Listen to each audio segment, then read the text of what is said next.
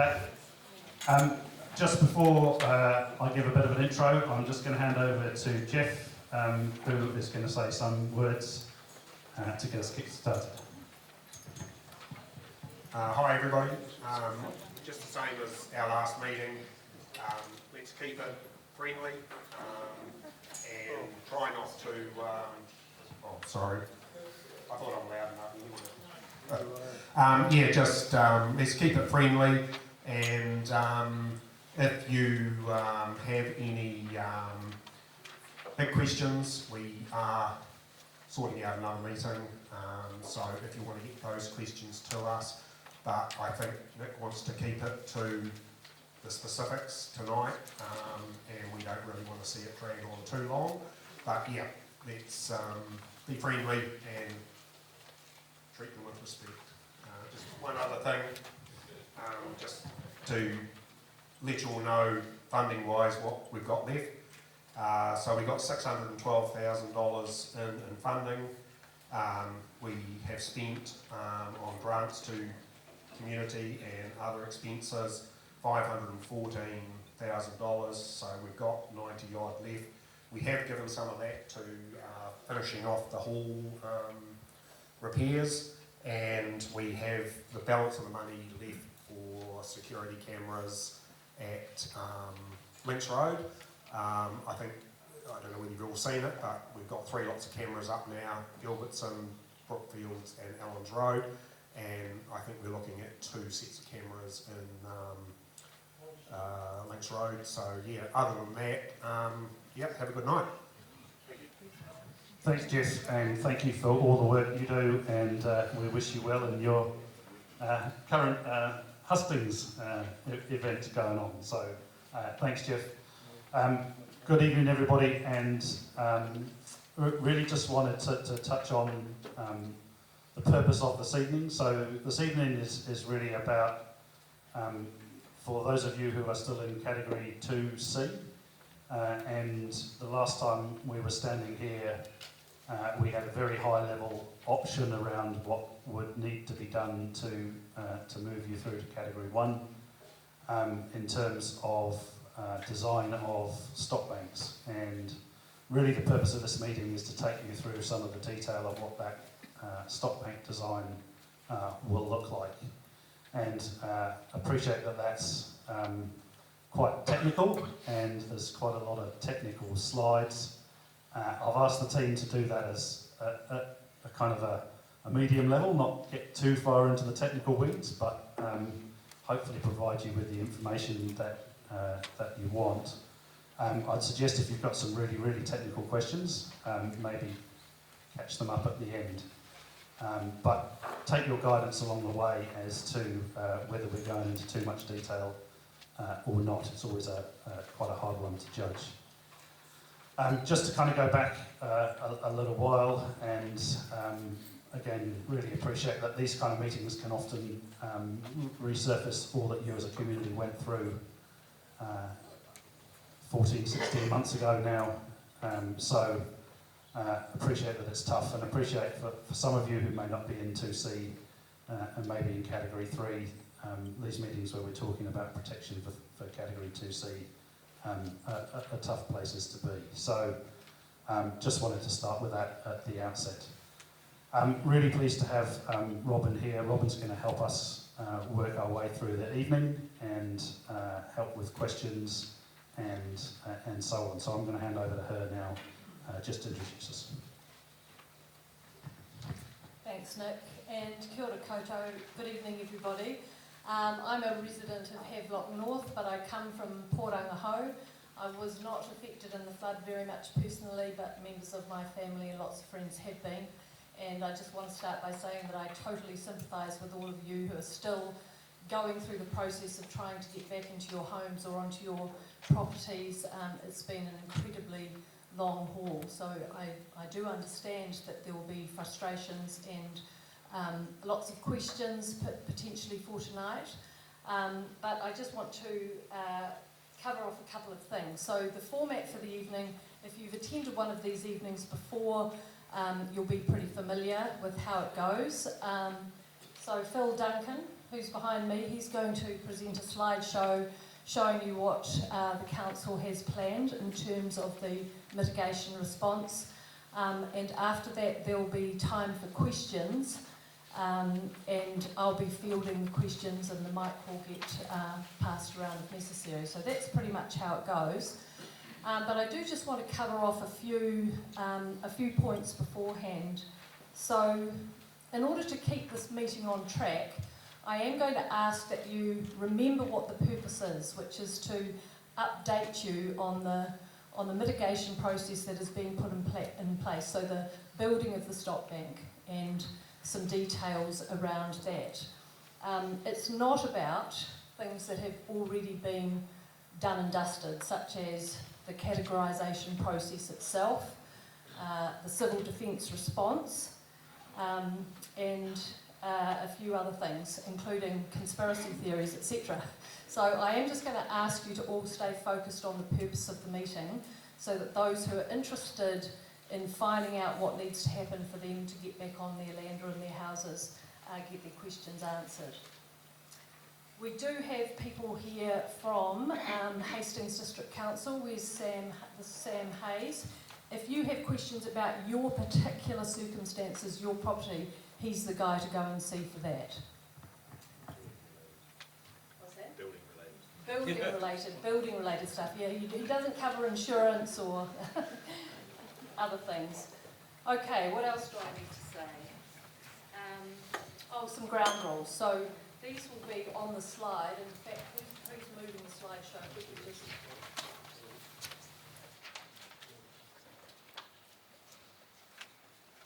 Okay, so these are just to help us all be in agreement about what's on and what's not tonight.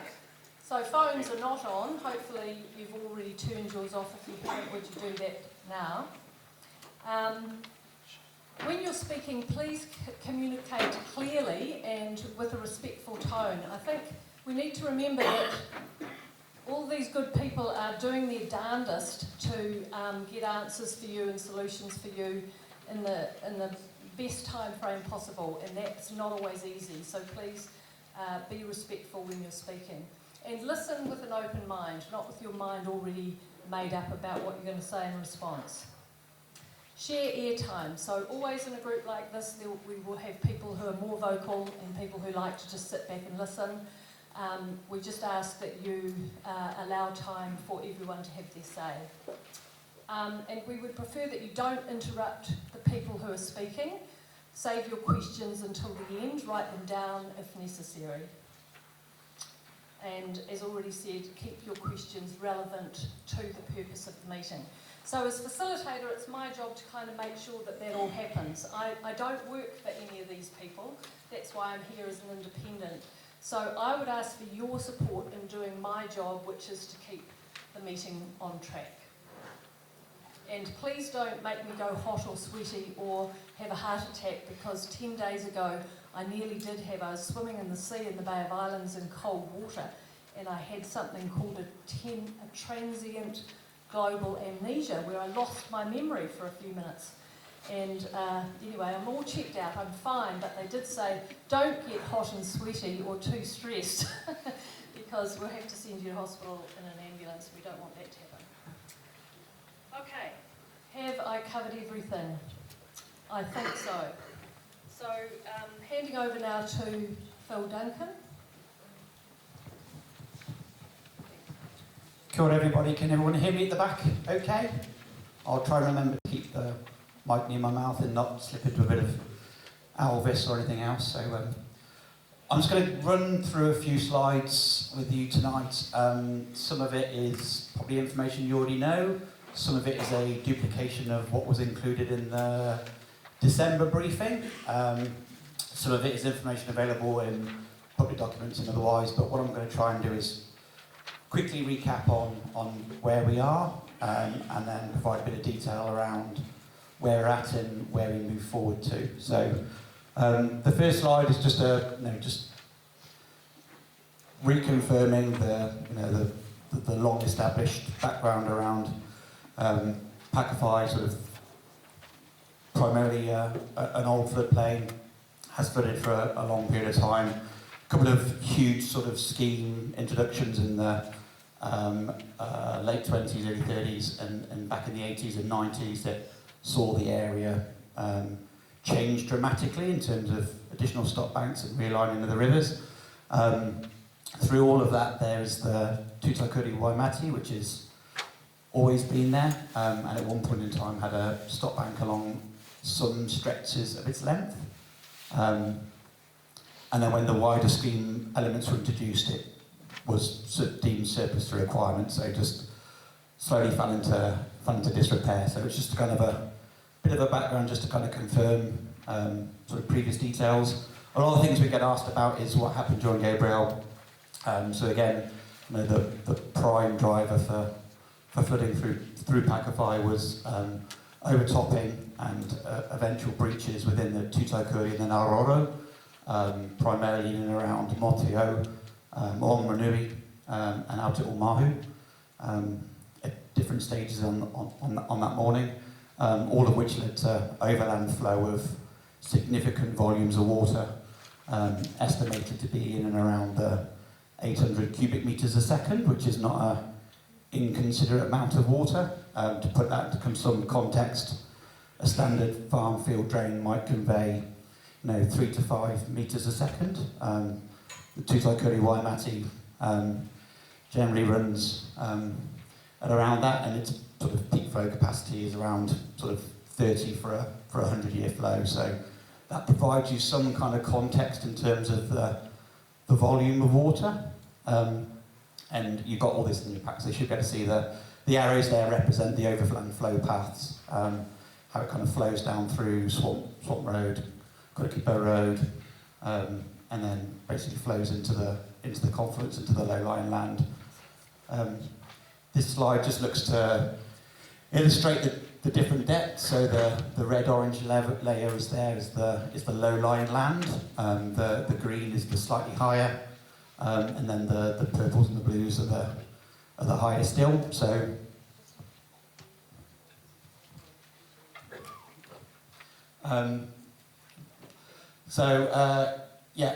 this just sort of highlights the natural topography and the terrain which causes that overland flow and why the water flows to where it flows to and you'll sort of recognise the shape around the higher level land is primarily what's the category sort of 2C area. So that's just to kind of provide that context as to sort of what's happening and how we've approached it from an engineering standpoint of trying to manage that overland flow.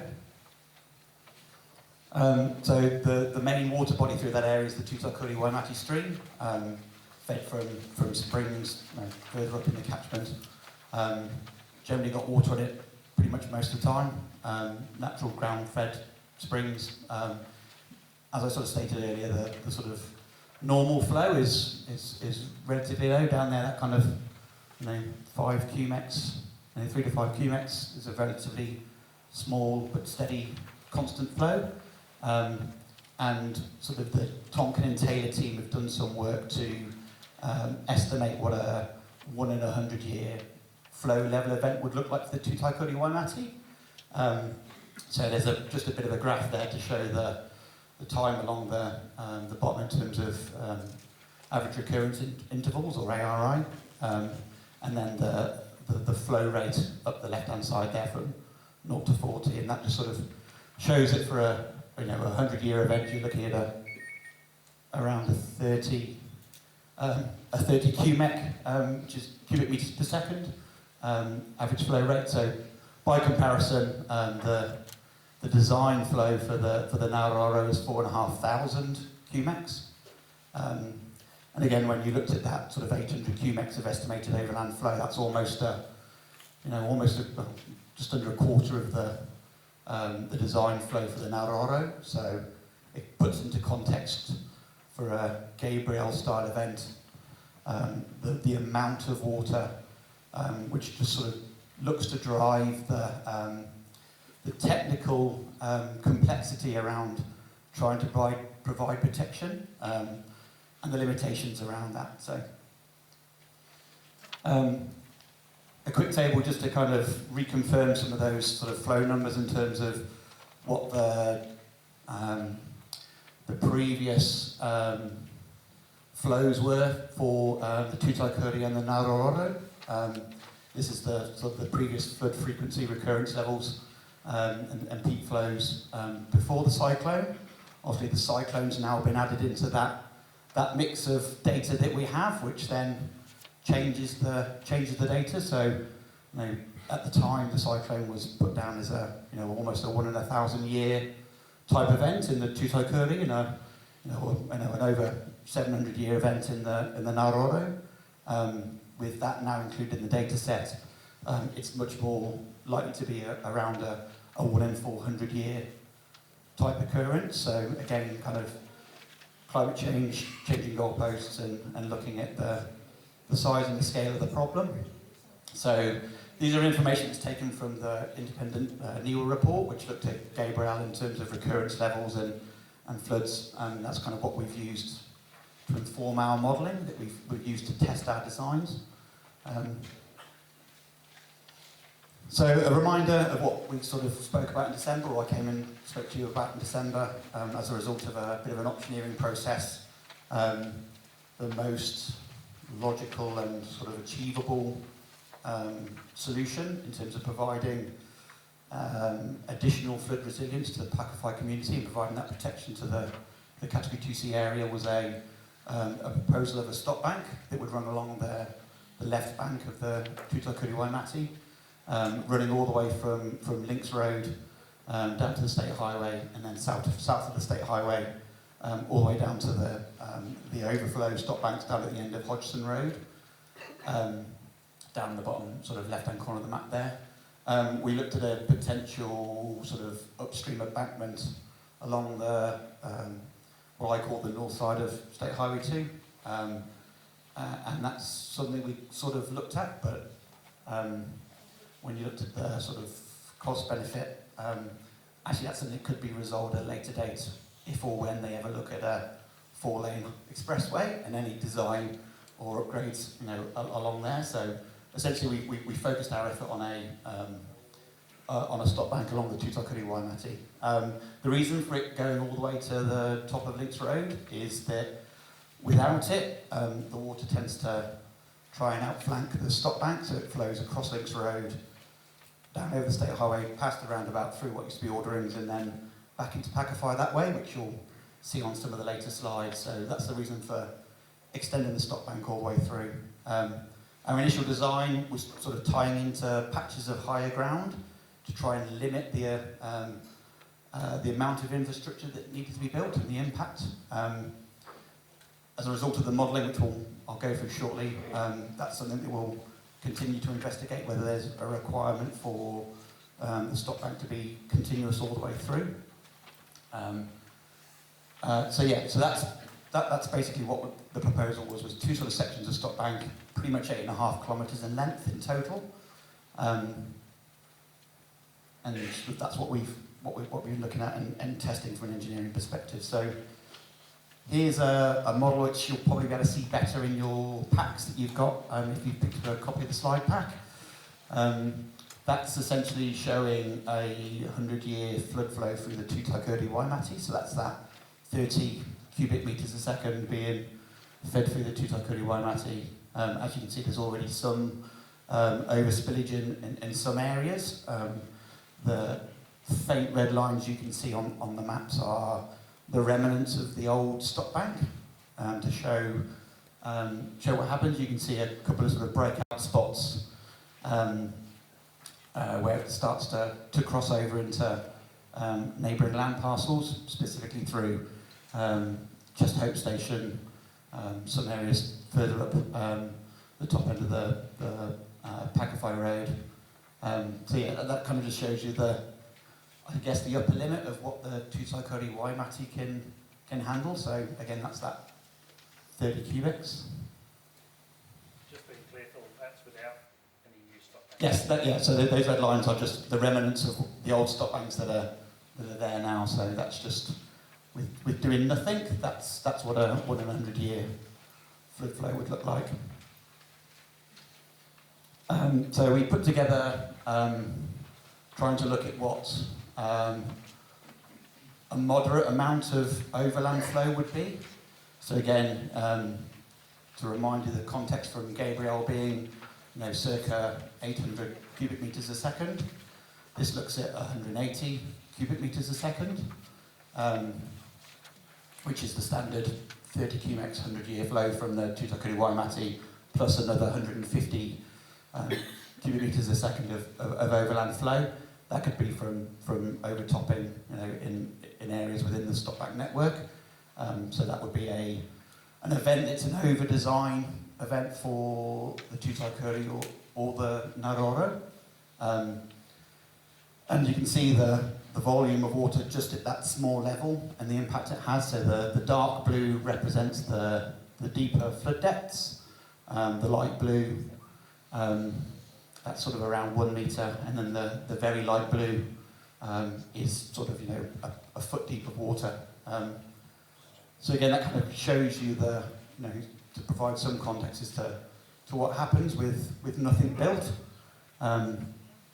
So not and that's just a relatively minor overland flow. So in terms of the proposed stop banks, this is what that does, and it obviously greatly reduces that overland flow.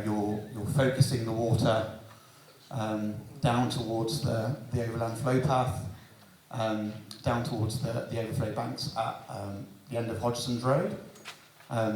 So it provides one thing, which is protection and additional resilience to the Category 2C area and other areas along, Links Road and up towards the back of the golf course. But the water's got to go somewhere.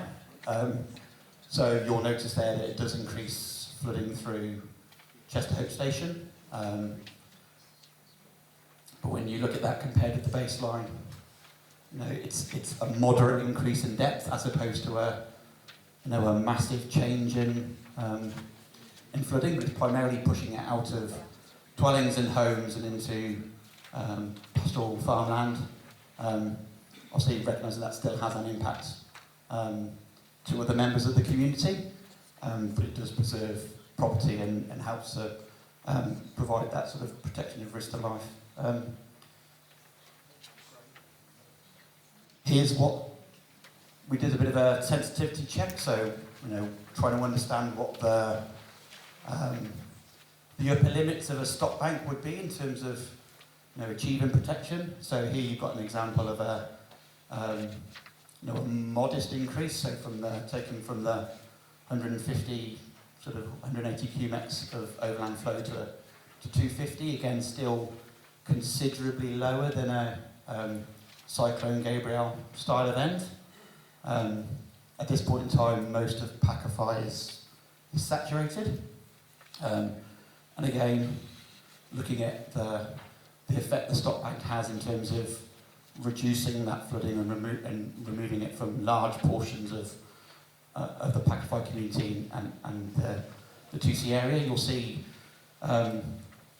particularly sort of out towards State Highway 2, there's a bit of a flow out there through that high ground, and that's one of those areas that we're looking at as to whether there's a requirement or what would happen if we increased the stop bank height through there across that patch of land rather than tying into the high ground, continue the stop bank to increase its height. You'll see a lot of overtopping down down past sort of Hodgson Road at that end of the stop bank. So again, looking at what would happen if we increased the height of the existing stop bank in that area to understand its effectiveness. So again, that's the sort of where we are in the process at the moment. Is we had a basic concept design of building a stop bank.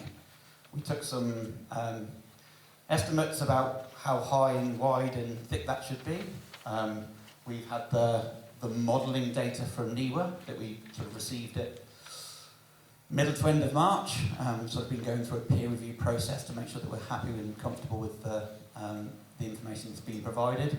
We've used that to inform the flood model, and we're now in the process of testing our concept design assumptions and trying to understand the effects, both negative and positive, and what work we need to do to further refine that. So just some sort of key takeaways really is that the design limit of a stop bank is it's got its design limits. We're looking at 180 to 200 cumex of flow. That would be the upper limit of what a stop bank without pushing all the water back somewhere else and having huge negative effects. We might have to look at additional areas of how you could allow the water to flow to where it wants to go, primarily down in the confluence, but where is the best place for that to happen that reduces the risk to buildings and property. But again, that's all in comparison to the what happens if you do nothing versus doing something and trying to manage as best we can the negative effects and the fallout from that. So that's pretty much it from where we're at from a technical perspective. In terms of the design of the stop bank, it will vary because the ground levels vary, access and width will vary, ground conditions will vary. But in broad terms, anywhere between 10 to 15 metres wide, anywhere between 1 to 2 metres tall. There's a sort of generic cross-section. We will try and keep it as close to the stream as possible. So we are trying to minimise the impact on adjacent landowners, trying to work within the river reserve boundary as best we can. But that's not possible in all areas, especially where there has been either encroachment where properties or land has been built outside of either their existing property boundaries or they're sort of built very close to the stream, or there's been any development in or around the stream. So those are some of the issues that we've got to work through. So, Sorry, you Yes? said that Tudokuri Waimakere stream. Are we talking about Tudokuri River, or where's this Waimakere stream coming? I'm not have any idea about the Waimakere stream. Can you please elaborate on that? Yeah, so the Tudokuri Waimakere stream is essentially the water body that runs through behind Pakowhai. So we're not talking about Tudokuri River. So the stream, so we're talking about both. So you've got the Tudokuri Waimakere stream. Are they joined together or are they separate? Yeah. That's confusing, I'm sorry.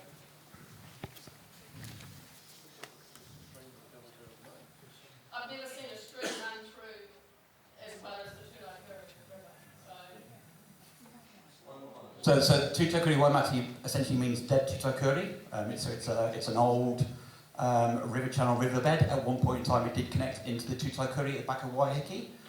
It's other source. It has a number of other sources. So it's kind of a confluence of a number of water bodies that come together. So where is that in relevance to the Tudokuri River? So the Tudokuri Waimakere runs from way up out Mothio, runs down, crosses over State Highway 51 at the back there. Where is it in relevance to Pakowhai? You've got a point on that. So the big red wiggly line pretty much runs along the left bank of the Tudokuri Waimakere. Behind the Pakowhai ball. Yes. That's Pakowhai Road just there. That is Brookfields Road going there. It's the red line. So the red line is the current stream, is that right? Yeah. Yeah, pretty much. The only place where it diverts is behind Links Road and north of State Highway 2. The stop bank follows the the Waiheke drain, which runs from the back of Links Road round and joins in and drains into the Tudokuri Waimakere stream. So, does that help? Thank you. With your geography? Makes you understand. I mean, going by what you've written here, it almost looks like the Waimakere and the Tudokuri River are one and the same. So, Can I just check, because we were going to hold questions to the end, and so it's only if the question is really essential to your understanding of what Phil's saying. Is that the case? Okay. Which I think that was. Sorry, Yeah. the increased flow you're talking about, where, I mean, I live up Swan Road, basically the head of the Tudokuri Waimakere. Where's all this excess flow going to come from? I mean, Gabriel, basically. Yeah, so it could come from anywhere, but essentially it could come from the Tutaikuri upstream of Motio or Burunui. It could come from the Naroro, upstream of Mahu. It's about where the water comes from is one thing, where it ends up is the other, and it always ends up in Pakowhai. If there's any overtopping on the left bank or the right bank of the Tutaikuri and the Naroro. So it's kind of, the stop bank looks to achieve two things. That's protection from the Tutaikuri Waimati and flooding from the Tutaikuri Waimati stream. That's just one stream, by the way, not two streams. And also managing overland flow that would be caused by overtopping from either the Tutaikuri or the Naroro as a result of an over-design event. Yeah, you're building a stop bank based on other stop banks failing. Not failing, it being an over-design event. So an event that exceeds the design capacity for the Tutaikuri or the Naroro.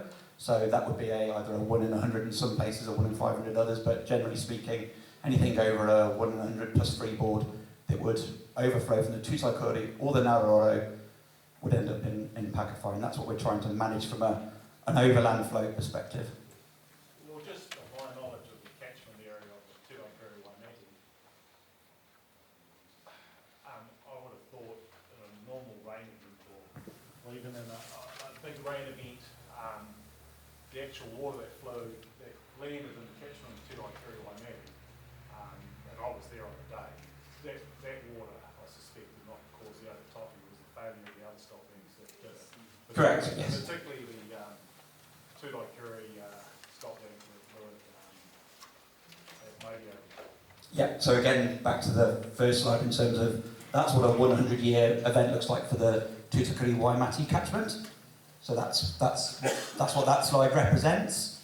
And what we're looking about is trying to provide increased resilience to cope with those over-design events which cause overtopping from either the Tutaikuri or the Naroro.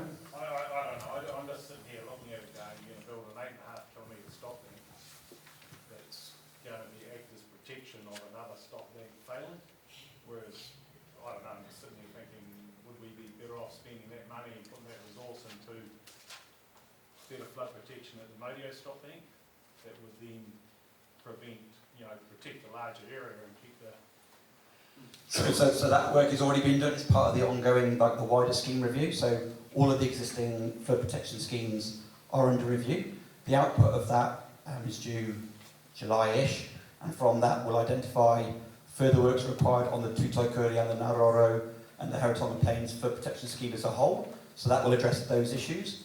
But even if you increase the level of service on those rivers in the event of an over-design event, the water still overtops, the water still ends up in Pakowhai. So it's about providing that increased additional resilience to the Pakowhai community that allows them to survive some of those smaller, moderate overflows, up to that sort of 200 cubic sort of size and scale.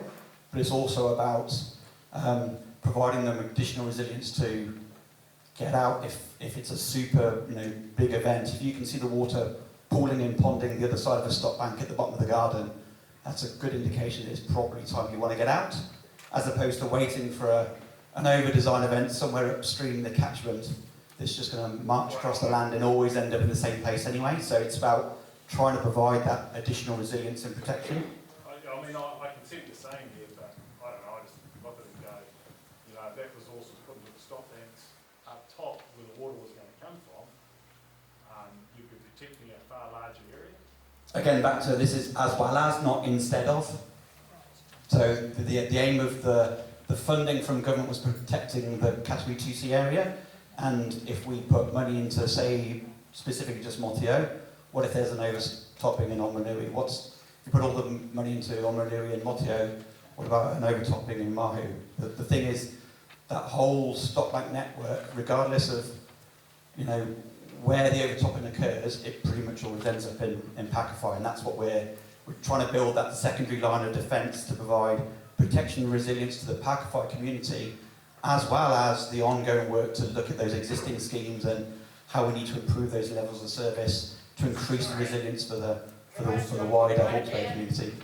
You just said that the money from the government was to protect the people in level 2. That is completely untrue. The money from the government was to protect everybody in Hawke's Bay, including the people in level 3.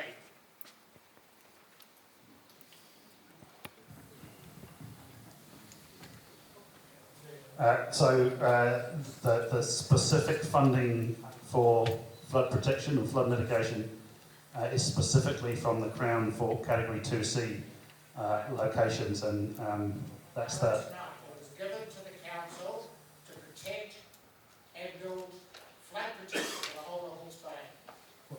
as Like in your interpretation, we're the people that live through that flood and we want protection. I hear what you say. Having signed the contract with the Crown, the specific funding that we've got available for flood mitigation here is for these sites in Category 2C. So that's just... But surely in this situation of Pakowhai, anything you do to protect 2C protects 3, surely. Not to the extent that we can mitigate that risk to life. So again... if you included civil defence response, there is no risk to life. End of story. And with all due respect, I think we traversed that at an earlier meeting here on land categorisation. And we still had no answer. And ultimately the land categorisation is about the physical issues with rivers. It's not about whether somebody can come and rescue people, and that's And that is risk to life, isn't it? Sorry, the Category 3 process There's risk to life. has dealt with that from what we have to do, which is identify the hazards and risks, and this is about physical flood risk. It's not about whether people can ultimately be evacuated by a civil defence response. But surely the category should be based on this modelling, which shows that a lot more of Pakowhai could be in a plus 250. You don't agree? So yeah, I guess this kind of tries to illustrate that point, is that there's a limit to the level of protection that the proposed stop bank will provide. So you look at the map in terms of, even a slight increase over that sort of 200 cubic design capacity results in flooding sort of in what is the Category 3 area of Pakowhai. So there's a limit to what we can provide in terms of protection. So again, it protects to a certain level and a certain extent, but you can see just from this, it's about, it provides additional resilience and time and opportunity for those in the 2C area to get out. But ultimately, when the existing stop bank or proposed stop bank is overwhelmed, it all ends up back in the same place. So you've not mitigated that full risk around flooding in the Pakowhai When was confluence. the last time at 250 So the overall metres per second heat happens? and that's the biggest issue. You've got to make a stop bank that doesn't collapse. Yeah, so no, completely agree, and that's where the engineering comes in. That's where all of the the testing and engineering about design and all of those things come into play. But when there's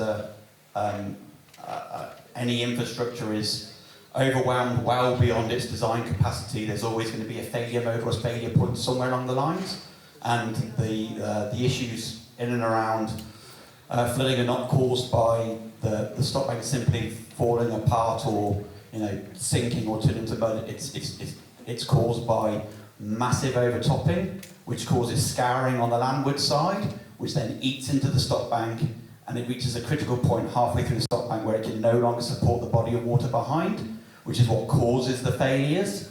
So the stop banks don't simply just dissolve. So it's about understanding what happens to that, and that's something we've learned from Gabrielle, and it'll be something that we feed into the design. So it's why we've looked at the slopes on the stop bank. You can increase the slope ratio in terms of height to width.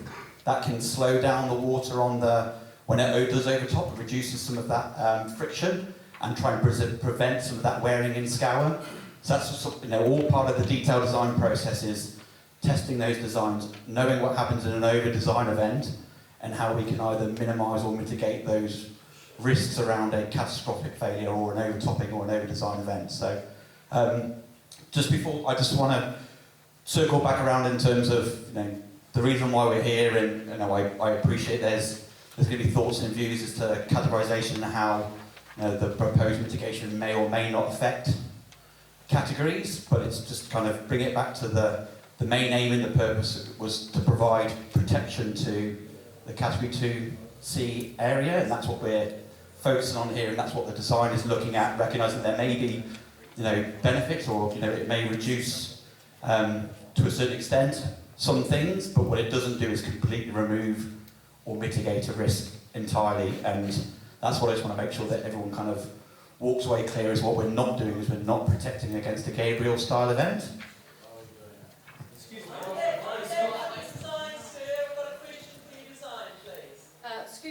Can I just jump in here to say Phil's still got some more slides to present. It would be really good if we could allow him to do that, and if you could save your questions until he's finished, unless it's a clarification question about if you don't actually understand what the slide is about. Is that fair and reasonable? Regarding the modelling. So when you're saying a 250 event or 150, obviously that's litres per second or whatever you want to do it. For how long? So because obviously it all ends up in the confluence, just like it did and it built up. How long, what does your models take into account? Is it just an hour, 5 hours? What is it? Those pictures actually telling us. I'll refer to the technical experts in terms of what time period that's over. Thanks, Phil. Hi, everyone. My name's Jamie Yule. So I work for a consulting company called Tonkin & Taylor. So we're supporting Phil and the HBRC team with technical advice on the Cat 2 sites. So when we do flood modelling, what we develop is what's called a hydrograph. And a hydrograph basically is, it looks at flow rate versus time. So you're right, we don't just look at a flow like this for days on days on days. It is usually within the order of sort of 24 to 48 hours. The hydrographs are based on historical flood records, and then we sort of match that to the peak flow that we've used for each site. Does that answer the question? Yeah, But I've got one for you.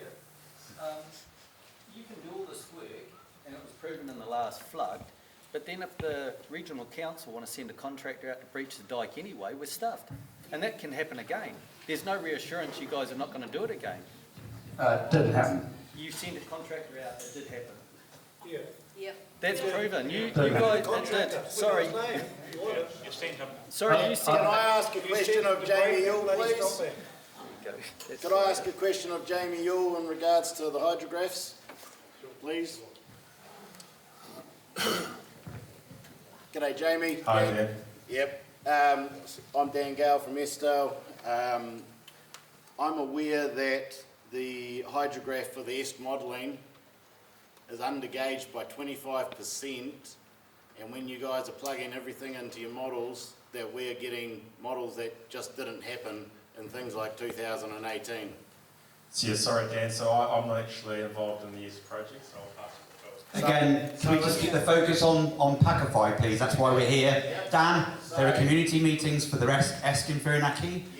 We have those opportunities to answer those technical questions. 25% in our valley, how far are you out by in your guys' river? It's relevant. So Thanks, Dan. Appreciate your view, but the modelling that we're doing everywhere is absolutely as accurate as it possibly can be. So we may just have to beg to differ on your view there. So I still have that answer. I'm going to ask Phil to carry on now, please, if that's all right. If you have further questions, please write them down. One thing I forgot to say at the start is that there is also an information sheet, an information request form that's available. Sarah, are those two ladies there? If you have specific feedback or concerns based on what you're hearing, that's the place to write it down. And that form will also be emailed to you after this meeting so that you can put it in an email. But for now, if we could just carry on with the presentation and hold questions. Is that form, are we going to get the runaround like we have with our OIA requests? So in terms of those forms, as long as they're relevant and we can answer them, then we'll look to capture those as part of the response and include them within our FAQs so that they are there for all to see and be available. So where information is available and we can provide it, we will provide it. It's the end of those questions which was declined if you're going to answer them. Because they weren't relevant to the purpose of this meeting. So, Some of them were. and there has been an offer made as to addressing those personally. So, I'll just.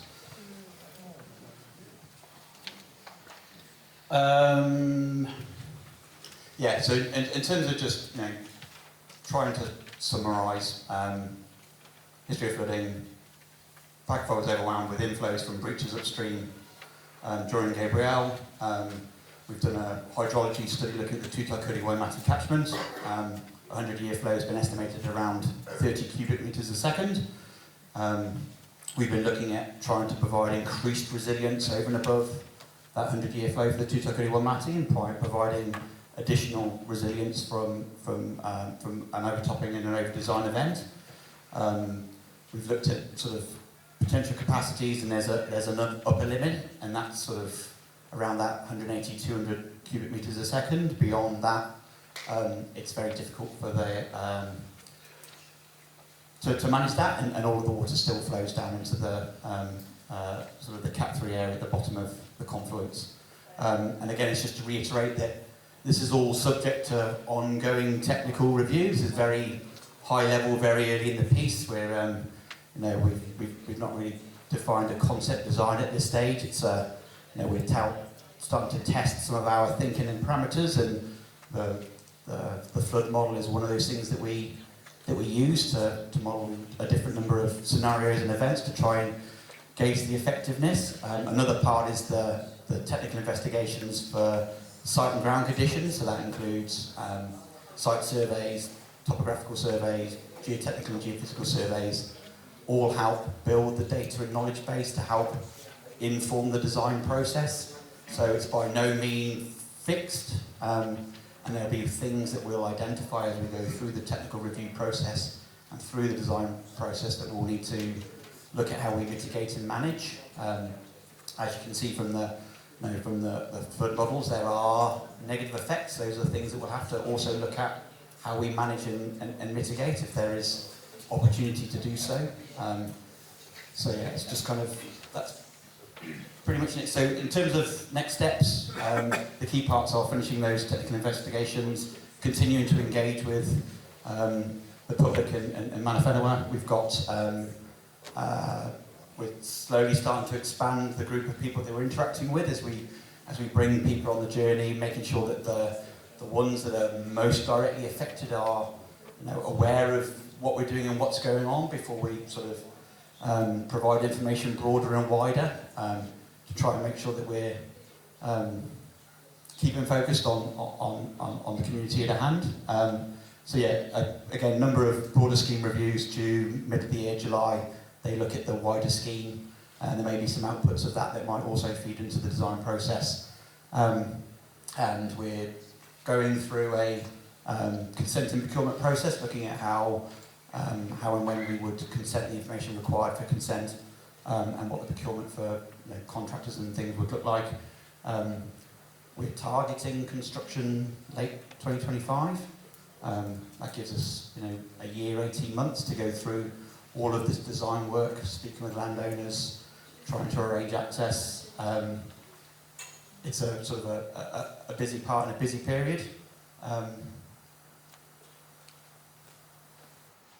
One of the, again, this was the, as per December, in terms of what the key factors were that drive the change in categorisation. So in order to be able to move from 2C to 1, it's the sound concept and a consenting pathway. It's a legal interest in the land to be able to physically build the asset. It's also making sure that we've got the available funding.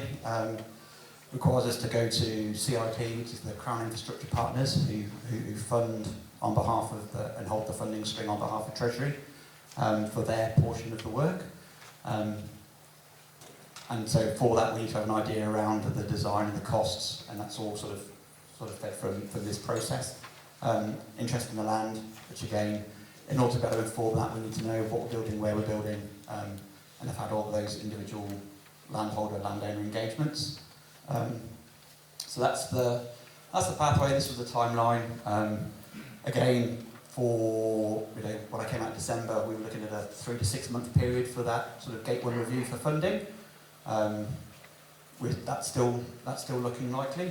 We're still in that time frame where we will be going to to our Crown partners to request the funding based on our concept estimate as it stands at the moment, so we can get that agreed early.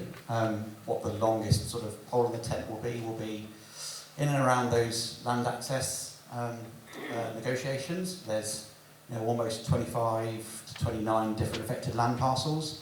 So that's a lot of people and a lot of individuals, not all of them singularly owned. So it's a lot of work that has to go into that process. And depending on what the Crown partners say, we might have to go back prior to construction just to confirm that what we're building is still within budget. We have got a couple of slides for Hastings District Council for them to go and talk about the building consent aspects. Thanks. So yeah, just want to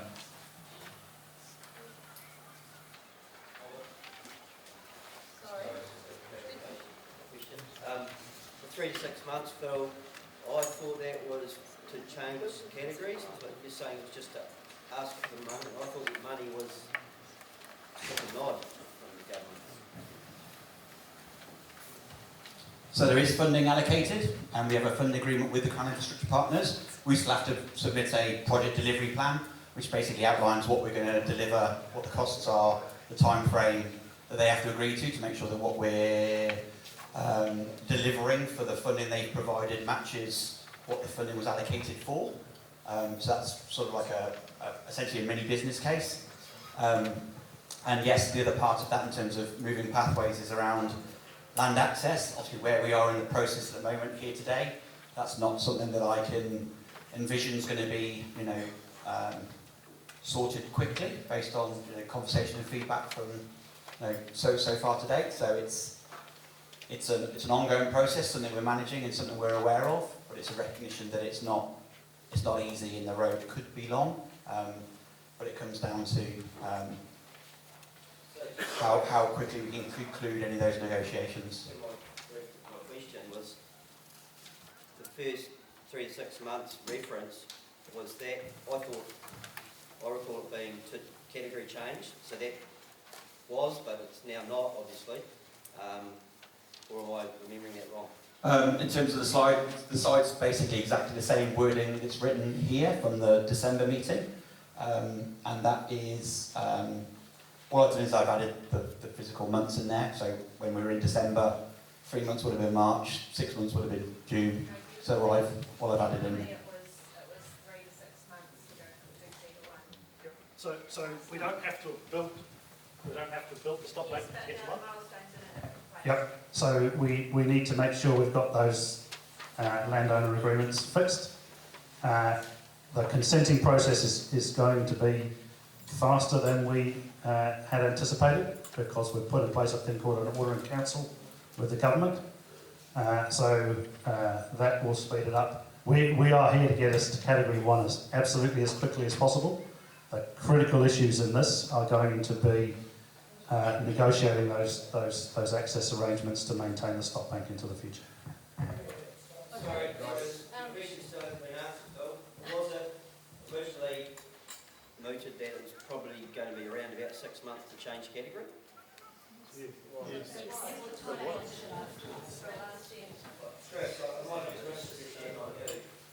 Yeah, so like I said, that might have been an ambitious target in terms of aiming for that, and as Nick's just said, our intention is to move as quickly as we can. What we've recognised from certainly other land access negotiations and then looking at the size and the scale of the the number of landowners requiring engagement. We are re-looking at that timeline, but that's, our drive is to move as quickly as we can. If everybody dropped into the council tomorrow and said, yeah, no problem, I'm all happy for you to build a stop bank at the bottom of the garden, then we would obviously move a lot quicker, but the reality is that's not going to be how the process would work. So you have been through that process and asked everyone? Are there people that are saying no? Like what? We hold these questions, please, because we're actually out of time now for Phil's presentation. I'd like these questions to go into question time. If you could just hold them. These are actually really important. I know they're important questions, but let's hear You from did say when Sam. he finished that questions could be asked. Pardon? You did say No, when the presentation is finished, then we'll go to question time. So, could we hear from Sam? This is just the last little part of the presentation. And then there's going to be time to discuss amongst yourselves and just fine-tune your questions, and then it's question time. So, Sam, how long do you need, roughly? I've got 2 slides. 2 slides, and then discuss amongst yourselves, and then question time.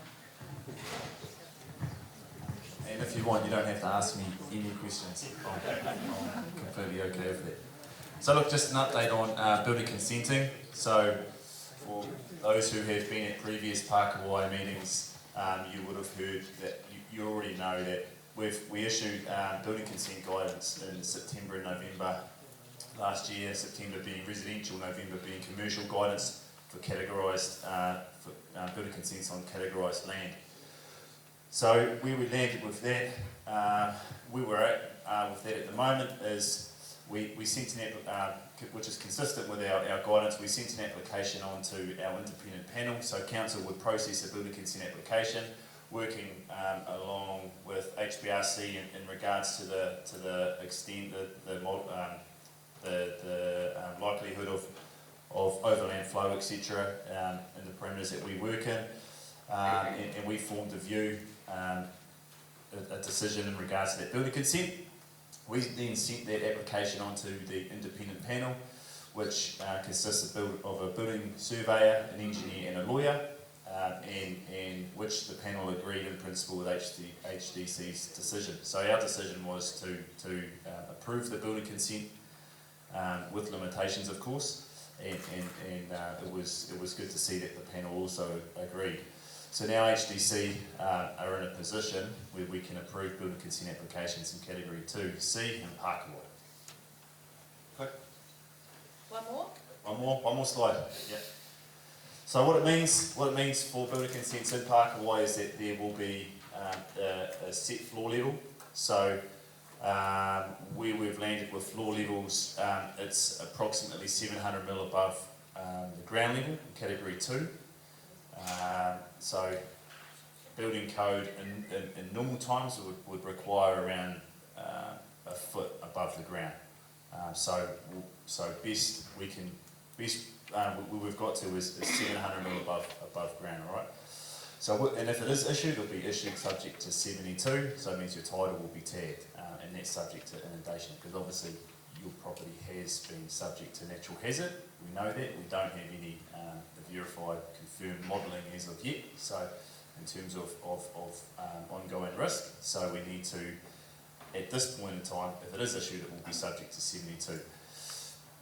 That's recorded on your regular title. You guys have heard all this before. Obviously, you need to do your own homework in regards to insurance and lending, etc.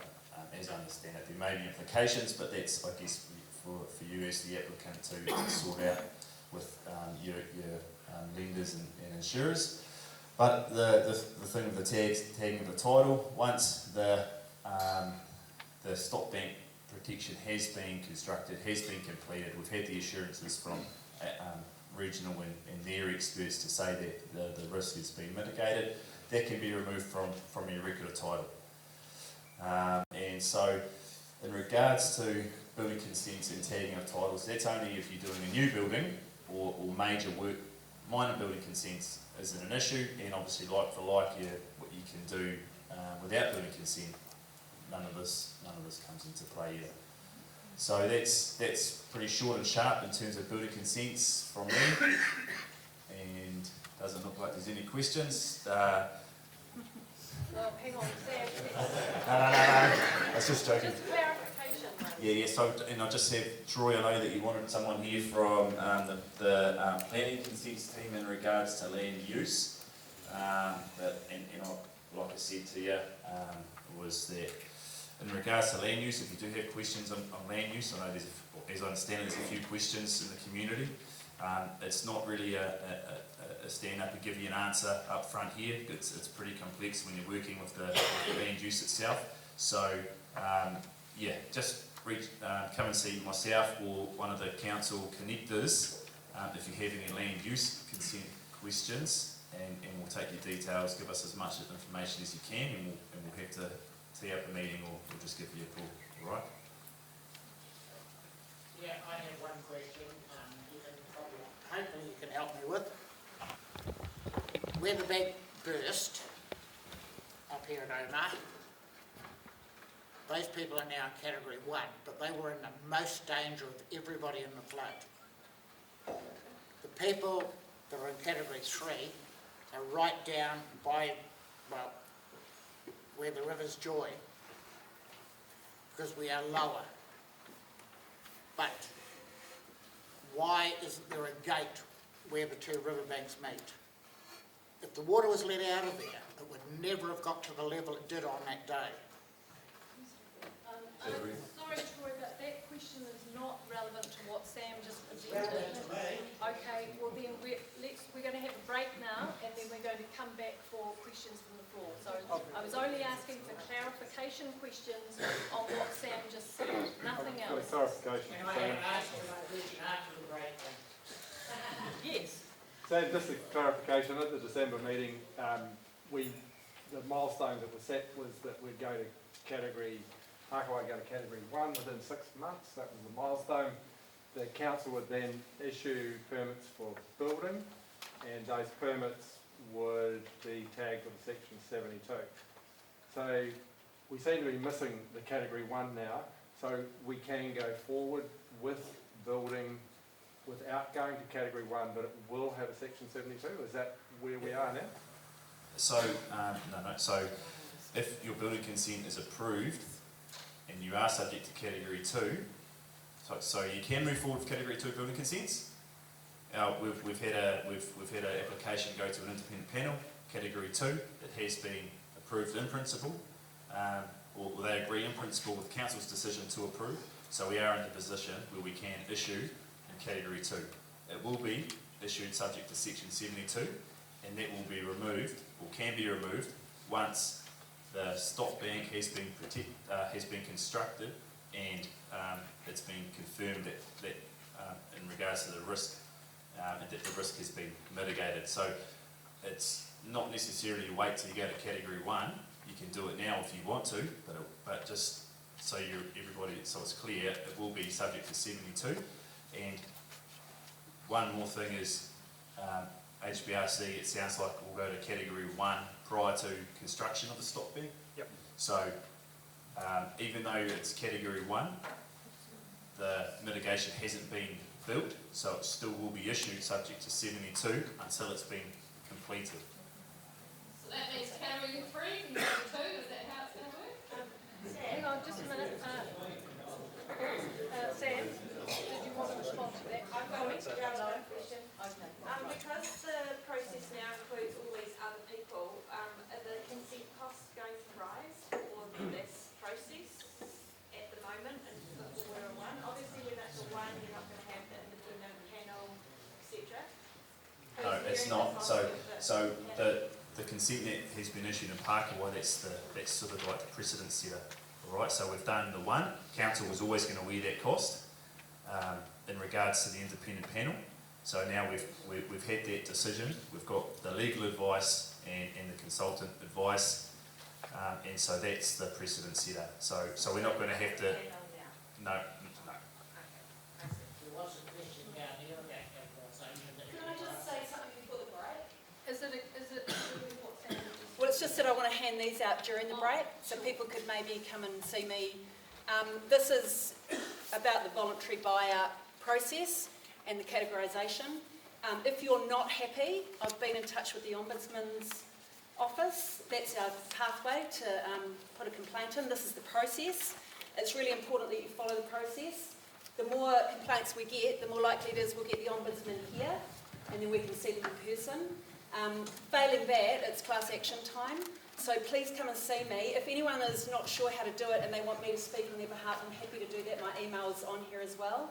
So it's really important, if you're not happy, to follow this process, and collectively we can try and make a difference. And that's from Mark Mitchell, the Minister, his advice as well. Thank you. Okay, thank you. So break time now for approximately somewhere between 5 and 10 minutes. So an opportunity to go to the loo, get a drink, but most of all an opportunity to chat amongst yourselves and clarify the questions that you want to ask after the break. And it would be fabulous if you had your question or questions written down. I'm also in interest of allowing many voices to be heard. I'm going to give first priority in this round of questions to those who haven't spoken yet or who haven't asked a question. So if that's you, you are first up. And when those people who have not yet asked a question are done, then those who have can have their crack. Yes, sir. Now, we've only got one mic, so if you could speak as loudly and clearly as possible, hear me? great.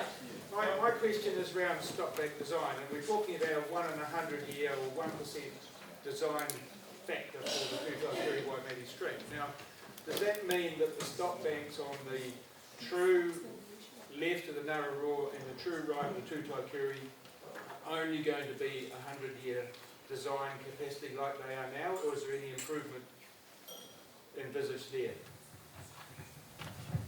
I'll get the technical guys next to me to chip in, but at the moment they're 1 in 100, and they will continue to be 1 in 100. We are currently looking at all of the schemes across the whole region, and whether further upgrades will be needed. Those further upgrades will come at a significant cost for the region, so they'll need to get prioritised over a period of time. This piece of work now is an insurance policy for Pakowhai. So can I ask the next question then, what about the other sides of the both rivers, the Taradale Hawke side of the Tutaikuri and the Hastings Flaxmere Twyford side of the Narraroa? What's the plan for those? Hi there, my name is John Kingsford. I'm Program Director for our land category program of work. The stop banks that you refer to are also have a design capacity to the 1% AEP, the 1 in 100 year. They will also be reviewed and their future determined by the scheme reviews that are currently underway. So they have the same level of service that the rest of the Hiratona Plains flow control scheme has. Their future will be determined by the same scheme review. So it'll take a holistic view of the scheme to determine what the future of the scheme will look like, and probably more pointedly, how to manage over-design events into the future. But is it reasonable to assume that those banks on the populated side of the river will get attention because of the cost-benefit risk ratio? I can't really comment on that other than they're all going to be treated equally. Obviously there's urban areas I think that you're referring to on those sides, but there is productive land on the insides. So that will be up to the independent scheme review to determine. There's someone else over here who had a question. Let's go. You're number 2, first number. You can be number 3. I'm sorry. I thought you were just not like me. Not at all. You're number 3. It's a very simple question. Quite a list, but why is there a gap on the east side of the expressway and that new stop? The question was, why is there a gap in the proposed stop bank around the expressway? Yeah, as per the presentation, the current stop bank height ties into high ground. It's already at that stop bank height level. And one of the things we've looked at as part of the modelling is whether there is overtopping in that area and whether the stop bank would need to continue to ensure that it's contiguous. So See a wee bit of flooding coming out. yeah, so there's some minor overtopping at that top end. So you know, that is one of the areas and one of the things that we'll look at as part of the design. But that's why there is a gap as it stands, because it ties into higher ground. It's already at that stop bank height level. But whether there needs to be additional bunding or if on top of that is under review. Okay. Lady who I've been ignoring, and then No, I'm coming up though. Okay. I'm quite loud. Mine is a design question. Yep. And in particular here, so all of your designs and the extra wall to protect some of Pakowhai can't protect them if there's no way for the water to get out. So at no point tonight have you talked about getting the water out from between the two rivers. So could you tell us about the design for that? Yeah, so in very sort of quick, simple terms, you'll see the dark blue line. You're having a patch that runs down here. So there are 2 stop banks on that side of the river. That, when the water level recedes, allows all of that water to flow back into the Narora. So there is a gap at the end where the 2 stop banks overlap, and that allows that water to flow back into the Narora. In terms of in an over-design event, and the water that ends up in the Pakowhai confluence, that's primarily managed through the existing drainage network, and is pumped back over the stop bank from the existing pump station. So that's what happens with the water that would ultimately end up in that area. Now I have a follow-up question. You may. I promise I'll be quiet. Because to me, I do have some science background way back when. It seems inadequate to me. And what we were subjected to was when the water couldn't go anywhere, it tried to get out to sea, couldn't, and then it backwashed back in. That's when all the silt settled, and that's when all the damage happened. So part of this remediation and prevention for the future, I would have expected for there to be an exit plan for the water that's better than what is existing. And so is there any design at all for that? There was some talk about the railway bridge being upgraded and raised and moved, and it's been rebuilt just how it was. So this all affects Pakowhai, and I feel if we had the right drainage, the height of the water that came through wouldn't reach that same height if it could just get out to sea. So how about that in the design? Is there any of that in the design? So if I've got to right, what you're talking about is when all the water ends up in the confluence, why is there not a hole at the end of the stop banks that allows it to get out to sea? So that's met with 2 challenges. Obviously, you can't get the water out if the river's already up to the stop banks on either side. So that would actually allow the water to flow in, not out. So in terms of, again, with if you have a gate type solution, you'd have to allow the water to lower within the rivers in order to then allow that gate to open and drain out.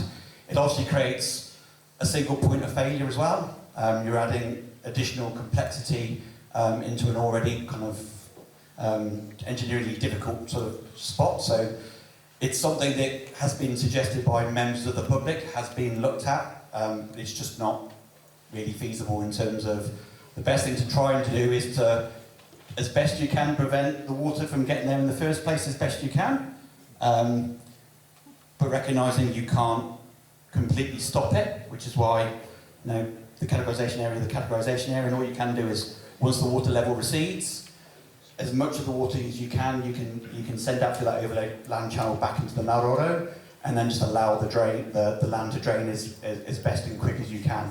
So. Just one moment, please. Lady in cream, I've got you. You're next, and the lady next to you is after that. I'm taking the questions in order that the hands go up, but Sarah, I can't keep up with them, so could you help, please? Would you like the mic? Can we go back to the previous slide with the big red arrow on it that points where the water's going to go anyway? Why is there a big lump there? Why can't it be more rounded?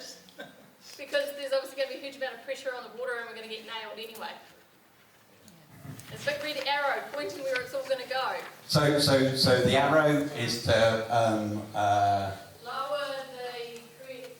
yeah. So essentially, yeah. So that's a way of looking at how you would allow water to spill out or spill over where you want it to, as opposed to where you don't want it to. But it's going to be through Pakowhai, where there's some to see properties. So again, as I stated when we went through this, in terms of that was one of the considerations we had to look at, is what, that's just an idea as to what you might need to do in order to allow the water to get to where it wants to get to in the safest possible manner. But the detail as to where that is or how that would operate, and whether you would need additional either banking or footway or drainage or whatever it is, we've not got into that level of detail. It's just recognising that sooner or later the stock bank would be overwhelmed, and where in an over-design event, how do you best allow that water to get as safely as you can to where it wants to go, and trying to avoid as much property as you can. So again, that's part of the review. But why is there a loop? Obviously That's the stream loop. So you Yeah. can't straighten it up. No. Yeah, that's the alignment of the stream. So you're allowed So to just to reiterate, in terms of this idea of allowing Pakowhai to flood, that's what happens if we do nothing. We can do something and it helps and it provides some protection, but there is a limit. Again, going back to the, looking at how it performs to a moderate overland flow, and to be clear, as we have said from the beginning, we're not designing to manage a Gabriel-style event. And in a Gabriel-style event, what happens will probably happen again. What we're looking at doing is trying to provide as much resilience as we can to the community, to provide that protection to the best of our ability. But we're not purposely flooding Pakowhai, because if we do nothing, that's what happens anyway. So it's about managing that overland flow, trying to direct the water as best we can, where it's going to end up anyway, and trying to understand what those effects are and how we can best manage it to the best of our ability. The lady in blue? Right. Yes, the lady in blue with the red. Your turn. Sarah is taking, yes, she's noted you, she's taking down the order of questions. Waco, you've got a nice loud voice. Thank you. Can I please just confirm on the Pakowhai timeline slide that the milestone of changing 2C to 201 is January 25? Oh, February? That little blue... Yep, so that little blue dot, as Troy mentioned, is mid-year. That's around the July. Yep, so that blue square, and that was based on when we think we can get the funding released at the earliest opportunity from the Crown, assuming that was going to be the hardest part of the process. So that's the end of December 2023. That's the end of the year 24-25. So that's January 24-25. That's 25-26. So your blue looks like July. Yes. So yeah, mid-year. Yes. That's the best case scenario, but that's clearly 6 to 8 weeks away, and I don't think we will get through, being completely honest, all of those landowner negotiations in that time. So we will still aim to get there by mid-year, but there are lots of moving parts in this, and that's just my honest view. There's going to be a challenge in getting there. Okay, the lady with the glasses. Hi. My question's different now, but what's going to happen if you don't go, if all of the landowner negotiations don't go according to plan, and you don't get everybody on board? What will happen with this plan? We're to some extent back to the drawing board. So it is a critical piece of work that we need to do. But there aren't a whole bunch of options here. No, so yeah, again, in terms of the land categorisation process, the categories were based on having a mitigation solution. We moved Pakowhai to 2C on the basis that we thought there was a solution there to provide protection. If we can't get that over the line, then that will obviously have to be relooked at. Sorry, can we let that man jump in? We might have missed it. Sorry.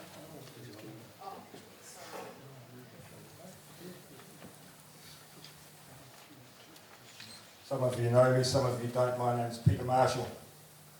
I'd like to go back to 1962 when we used to have a Hawke's Bay County Council, which what they basically used to do was to look after drainage. In 1962 Pakowhai was in what they called then the Meani riding. The County Council's proposal for where the Chester Hope River goes now was to run that underneath the right-hand bridge as you're looking at the sea at Awatoto, with the Tudaikuru River out the left-hand bridge as you see it at Awatoto, and in the middle, in effect, build another. If we could go back please to that second or third slide. That one. Here was the old river that went out through Clive prior to the Chester Hope Bridge being built. Right? This used to be the overflow which flooded between 1 and 5 times a year before the Chester Hope Bridge was built. What the County Council proposed was another bridge at Awatoto so that all of this water that builds up all around our houses up to 7, 3, 5, however many metres deep would then just flow straight out the channel in between the two rivers. And if that, I don't know what you people had, I had 3.8 metres at my house. If that water had been allowed to get straight out to sea, I wouldn't even have had a metre. The problem with that design, I don't think anybody argues with it, it's just that it's going to cost an awful lot of money, which is the reason why it wasn't done in 1963, was because most of the people in our riding were in Meani, and of course they didn't want to spend a whole heap of their money protecting the people of Pakowhai. Thank you.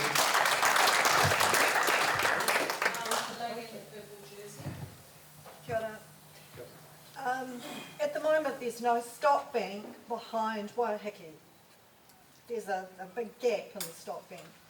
So we would like to know what modelling has been done in the Waiheke area, because that directly affects Links Road, that end of Links Road, and what mitigation is going to happen with that lack of a stop bank at the back of Waiheke. So because Waiheke is also in Category 2, that is one of the projects being built as part of, there's 8 of these schemes around the region, and that's one of them. So that's just getting addressed exactly at the same time as this.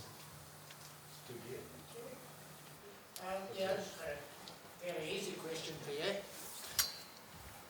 Water, when it's coming high in volume, breaks banks on a corner, never on a straight. So the water broke at Waiheke, and it broke very suddenly, and those people are in extreme danger. It may not have been as deep as it was at Pakowhai, but they're in a hell of a lot more danger than the people at Pakowhai. Now, where the two rivers, and I know we've covered this question about the gate at the bottom where the two riverbanks meet.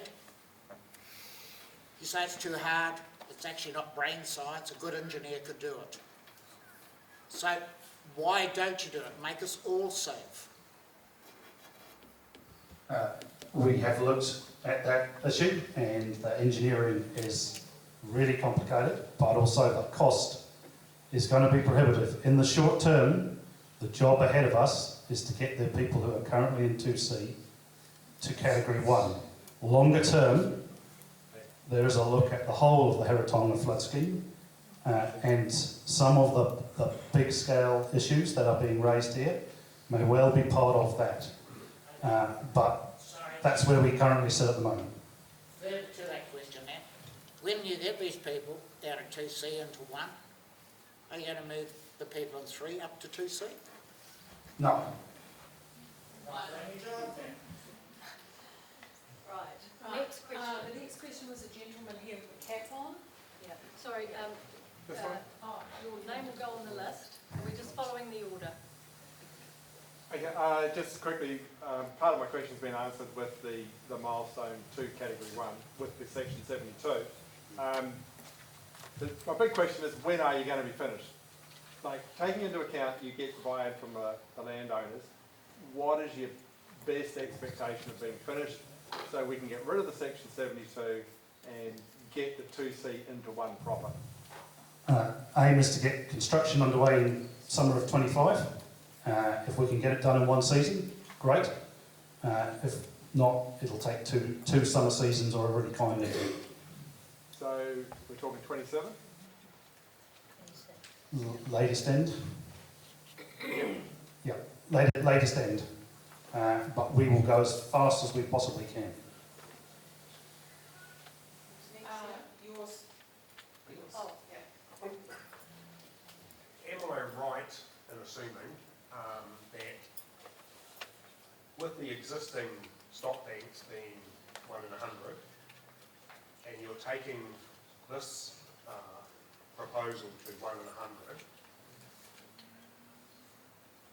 does that mean that if the worst happened again and the main stock banks overflowed, does it mean that by being 1 in 100 on the Waimiri stream, that more water will build up behind that stock bank, and potentially mean that less water might, overflow, if you're using all of Chester Hope and all that sort of thing, does that make us safer if it's still only 1 in 100?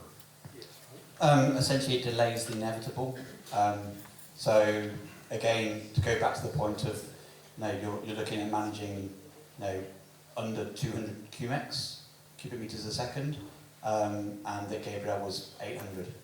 Recognising that Gabriel is now deemed to be a 1 in 400 year level or style event, then actually the goalpost to a certain extent have moved in terms of likelihood. So when was the last time we had a 1 in 200 cubic, 250, whatever?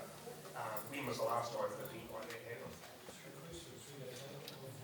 So obviously Gabriel was a sort of an unprecedented sort of style event. We've obviously had large floods, but obviously different schemes and things have been built since then. So going back to this map, obviously some of those earlier floods would have been in the 40s. Before that, 32, I think, in terms of significant floods. Obviously the design and the capacity of the rivers and the protection scheme has changed over that time period to reflect that moving. So it's very difficult to have a definitive, like, this would happen or this wouldn't happen. In terms of Gabriel, that was a massive event, but that's not how probability works. Even though it was a 1 in 1,000 year event, that's. I'm just going to grab a comment. Jeff, your central question was, does it provide you more protection by putting the stock bank in? Yes, it does. We understand that. Can we... More protection to the point where there are clearly, I believe, properties free that could be a 2? No. This will not change the land cap for cap 3. Why not? That's ridiculous. Can you please give an explanation and help us to understand why not? Because Yep. it seems like quite a logical kind of process. Yep. Your picture up here showed virtually no water in Pakowhai. So I'll give you the non-technical explanation, and I'll hand to the engineers to give you the proper explanation. But essentially, when we talk about over-design events, we build stock banks to a certain height that will protect or mitigate a certain level of flooding. We cannot build our way out of really big floods, and we can't build our way out of climate changing around us. What we can do is provide enhanced levels of protection mitigation to some places. The parts of Pakowhai that are in category 3 we cannot do that safely, and we cannot do that in a way that will allow people back there without that risk to life will still exist. So we can help those people in category 2C, and I absolutely get that that's a really tough place to be if you're in category 3. But I would not be telling you the truth if I stood up here and said we can mitigate that category 3 land. Category 3, you just finished saying it's a 400 or 1,000 year event. I'm not going to be alive in 400 years. It can happen next year. Yeah, that's risky. Look, I really respect that some people have different views over land categorisation in category 3. Category 3 has been completed, and really I'm here tonight to talk to you about category 2C. Some category 3s into 2 in the last few months. Ellen's Road. No. Not that I've signed off, that I'm aware of in the last month or so. Overings all the way down Ellen's Road has been changed from category 3 to 2. Not in the last couple of months, Well, Jeff. I didn't say a couple of months, Okay. the last few months. So After you closed off the category 3. So it can be done. If there is a case for a category 3 to be proven, which is why you changed the category 3s to 2, if there are other properties that can be proven to be suitable for a category 2 situation, would you change them? Jeff, look, I respect the fact that category 3 is a tough place to be. We would need fundamentally new evidence that something should not be category 3. What I'm here tonight to talk about is the work we can do to take people in this community who are in category 2C through to 1. And I cannot solve, with what we've got in front of us now, the fact that part of this community is in category 3.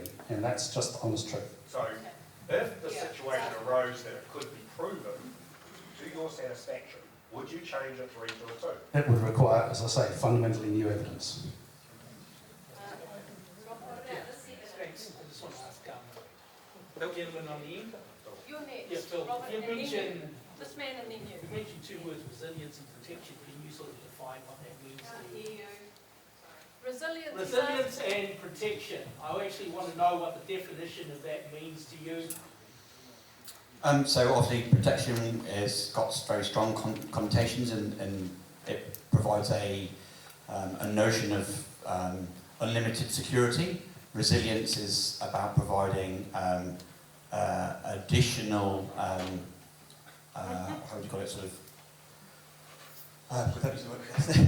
it's about providing you additional opportunity to be able to manage a situation. So It's what's about the practical sense of that as applicable to people being there during an event? I'm honestly not sure this is particularly useful. Well, it is, because the whole thing is you've got risk to life, you're applying it to property, but you're using a premise where the ability of people to be able to get out safely.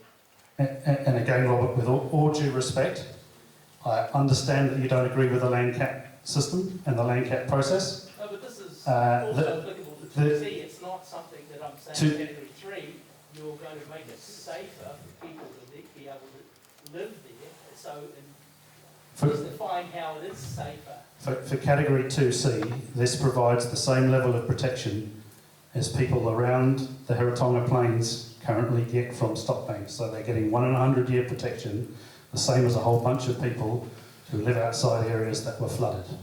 And that is a really important thing that we can provide to part of this community. Sorry, there's an order of questions, and the lady in pink is next. I'm Caroline Gunn, and I live in Waiheke. My question is regarding the references to the 1 in 100 year design and the over design. And we've had a river engineer who worked on the Heritonga flood protection scheme. in the 80s, it was a 20-year project.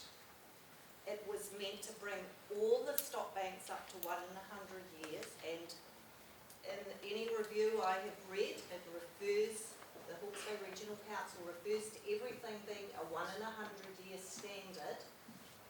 But my understanding, directly from the river engineer, was that the Amaranui Road stop bank and on the Pakowhai side, as well as countless other stop banks in Hawke's Bay, were never engineered to a 1 in 100 year. That part of the scheme was shelved after 2000 when there was a change in regional council. So we're all talking about a 1 in 100 year design. We didn't have one. And anyone who's biked around the Pakowhai loop could tell you if they looked at the stop banks there where they broke at near Beersley's Farms, on the other side by the Browns. They were very, very poorly constructed. Now there's been mitigation, they've all been repaired, but have they been repaired to a 1 in 100 year? My understanding is, once again from the river engineer, these are temporary repairs. We're all of us probably in this room are sitting ducks again in another event. So I know we can talk about Gabrielle, but we don't even have the basics. So a mitigation scheme for Pakowhai is great, and everybody would want that. But if you haven't got the basic 1 in 100 year design, there's a lot in that I'm going to try and answer, and we'll loop around and see if I've addressed all of your points. So when they did the design, they do a design to a level of flow, so cubic metres per second. So the scheme was designed to a cubic metre per second flow rate. The whole scheme was designed to the design flow rate for each of those rivers. The assessment that we have done post-Gabrielle confirms that the pre-flood level of service was at least a 1 in 100 year level of service at the design flow rate. The repairs that have been undertaken are not temporary repairs, they are permanent repairs, and they have repatriated the stop bank to the same parameters of the pre-cyclone parameters. So same height, same batter slopes, permanent repairs. so that 20-year flood protection scheme that started in the 1980s, you're categorically stating was completely finished as it was designed for. That is my understanding. That's your understanding? Yes. Were you around in 2000? Were you working at the regional council? No, I was not. You weren't? No. Well, this gentleman was there at the inception of the plan. He designed the plan. He went through to about 2000, and he doesn't sleep at night because he is so angry it never got finished. Everybody here has suffered because of it. We have had a gentleman who also worked on that scheme, and he is very proud of the scheme that was constructed at that time in the 2000s. And he stands by the integrity of the Heretaunga Plains Flood Control Scheme. So what we have here is a difference of opinion. I don't know who you're referring to, but the reporting and the assessment that I have seen confirms that the flood control scheme is built to a 1 in 100 year level of service, or a 1% annual exceedance probability. That's what it was designed for, but that work was never completed. So that sounds as if we could argue that point, right? You've got some evidence for your side, there's some evidence here. That doesn't seem relevant to what we're discussing tonight. So, well, I just think that we haven't got the basics. So the question, so what is your question in terms of going forward from here? Is it something, it sounds like you're asking, can you be assured that the flood bank has been rebuilt to 100 year protection? Yes, it has. Okay. Thank you. For the HDC building person, mentioned that somebody is going to tell us about what we can do with our land use. We've got lots of people asking what we can do and we're not getting any answers. Who do we go to? Yeah, so you just have to have a chat to the planning team at the council. So unfortunately I'm not a land use expert, and I did try to get someone here, but like I said, it's quite complex when you're diving into land use, and different things have different requirements. So it's really a one-on-one meeting with someone at council from the council planning team. So is the planning team aware that the categorisation system has no basis in statutory law, as I have a letter from regional council saying so? So how does that play into our land use? Like I said, I'm not a land use expert. You'll have to talk to the planning consents team at council. Are they aware of that fact? I don't know. I'm not in their team. Okay.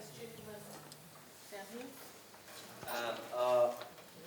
Couple of questions actually. One for you. Well, I knew you're not going to be able to answer it. That's why I asked for someone else to come. Not as well as you. Sorry, not someone else.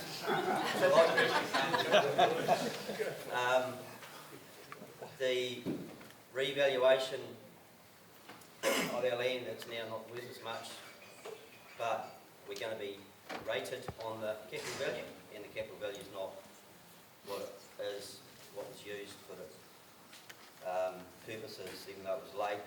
It came out and it was backdated to August year before 22 or whatever. They are now no longer worth that. So they're now no longer worth the capital value that we're going to be rated on. How is that going to work? That's a district council QV question. We don't know the answer to that, but we can take that offline because I think that's a genuine question. So if you pop your details with the connectors just in front of you there, we can follow up with on that for you. I might know the question, the answer. So Troy, what actually happens, because I'm in the same situation, I've asked that same question at council. What they're saying, Hastings will actually, because we affected, they know the rapid numbers, they'll look at a quick revaluation of our CVs. This QV will? QV will, at least Hastings will put that in process so that we're not negatively affected. And don't get me going on land value versus capital value because we'll take you all night and you'll all be screaming at all of us. Thank you. It's for a later discussion. I need your support. Just a minute. Have you finished, sir? Did you have another? You have another question? Yeah. Okay. Because I haven't seen these meetings before. So I've asked a couple of times, a couple of different people. Haven't been able to have an answer, but you've been the boss, hopefully do. With this 2C in Pakowhai and both rivers flowing in and all of that, the adding of the risk probability from the two rivers that might reach on the inside banks flowing into Pakowhai. So water from two rivers flowing to Pakowhai, get all that.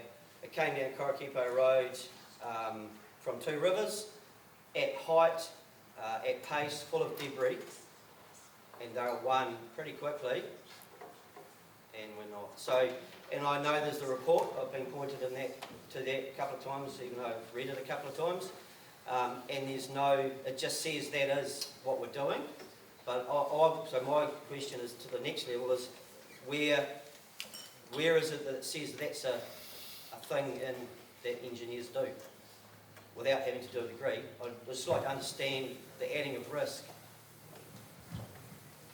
I think what you're trying to say is about the whole, they're obviously in an area, so there's a risk there, and I think what we're trying to look at from a Pakowhai perspective is that land areas in a specific area are only affected by a breach or an event in their direct area. Most of those large flows obviously came from those over-design events. We built back to the 1 in 100 year level of protection. There's an ongoing scheme review about understanding what happens in an over-design event. The difference between Pakowhai and some other areas of the Heritonga Plains between two rivers is that it doesn't matter if the breach is on the Naroro or the Tutokuri, it all ends up in the same place. And that's the key differentiator between those small communities like Omahu or Hiti or Ombrenui or Moteo is that it's very specific if there's an incident or a breach or an overtopping in an over-design event in their specific geographical location, as opposed to Pakowhai where, regardless of where an over-design event might happen, it essentially all ends up in the same place, and that's the key differentiator. But in a short answer, it's being looked at as part of the scheme reviews as to if there is any additional work that needs to be looked at in terms of how those over-design events could or should be managed. But the crux of it is they're protected by the existing schemes. The scheme's 1 in 100. They got moved back to Category 1 once the breaches and the repairs in those schemes had been completed. So is that our probability or our AEP more or less than 1%? Like this whole categorisation was a ruler in the ground of are you 1% or not?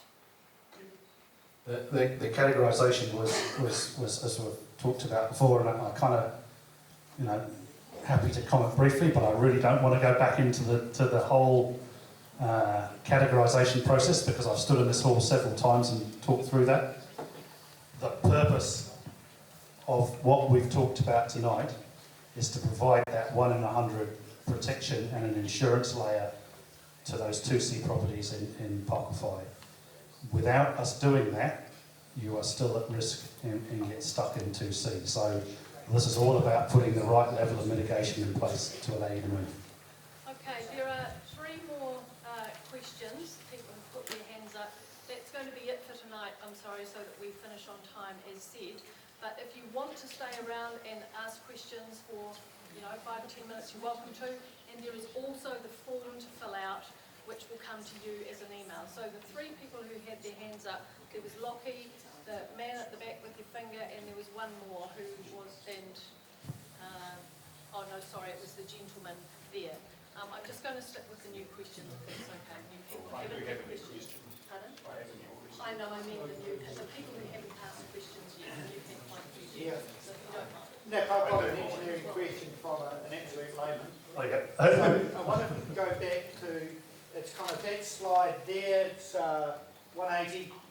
Yep. Okay, so my dumb question is when I look at Chester Hope, there's a whole lot of high ground there that doesn't flood, and yet we're building a stop bank that wiggles all the way around the river. My dumb question is, surely it's cheaper to go in a straight line rather than follow around that stream bank. And Mike Barham's here, sorry Mike, no one's asked you whether it's okay, or Danny, but your land's swamped anyway, so Well, it's going to be a swimming pool, isn't it? Yeah. So why couldn't we just, surely there's a third less distance there? So again, yeah, we spoke about this back in December in terms of why aren't we just straightening the Tutaikuri Waimati, essentially making it a canal that runs from the top end of Korokipo Road down into the Hodgson Road overflow bank. And as I mentioned then, I'll say it again, it's about buildability was one of those key tests as to whether the solution was likely, and the difficulties and issues from a consenting perspective to completely straighten and realign a natural stream like that is, would be very, very, very difficult to achieve. Sorry, I wasn't talking about changing the stream, I was just talking about putting a stop bank on the highway. So the stop bank has to be on the opposite side of the stream.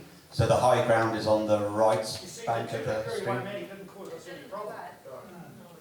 Gets you back up, essentially.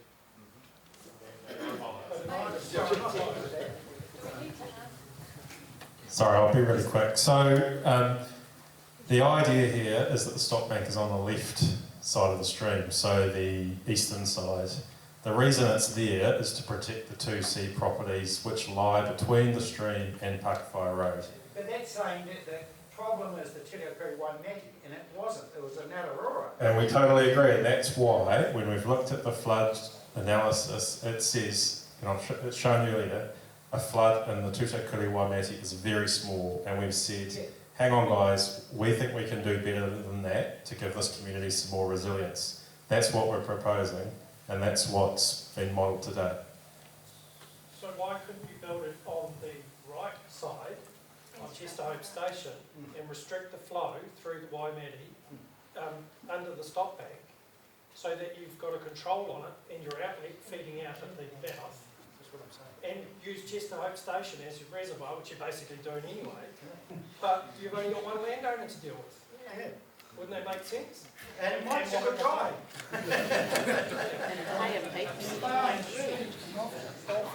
Just restrict the flow on the Waimate so only a certain amount can go through. So again, when we did the optioneering, we looked at some options, and some of that was secondary ponding and trying to create stop banks for a secondary ponding to essentially try and gather and scoop all the water and get it to those areas and build stop banks around them. Again, it's difficult from a cost perspective, from a consenting perspective, from a landowner agreement perspective, and also the regulatory regulations around the building of a stop bank to purposely contain water. It becomes a dam rather than a stop bank, and that has separate regulatory issues. I mean, it's... But doesn't matter what you're doing anyway, you're just putting the bank on the other side of the stream. You're still creating a dam. You're still going to send it out the same outlet. I'll just add to what Phil has said. So if you look at the top end of the proposed scheme that heads up into Links Road, that is looking to pick up and sheet water that potentially might overtop through the golf course and Waiheke down into that pasture land.